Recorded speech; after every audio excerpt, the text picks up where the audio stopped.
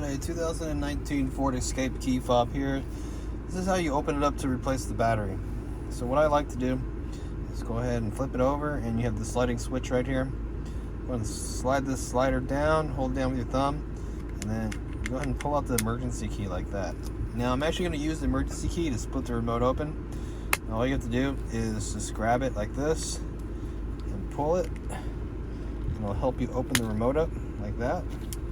Be careful you don't blow it up everywhere. And you see on the back side here is where the battery is kept. And all you got to do is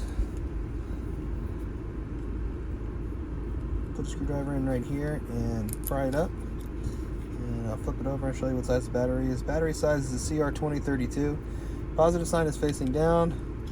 Put it in the holder like that. And then to put it back together, you just put the two pieces back, sandwich them back down like that. The emergency key goes back in, and you're all done. If you need a battery, check the description box, and there's a link takes you to Amazon where you get the correct size battery. And yeah, you guys take it easy.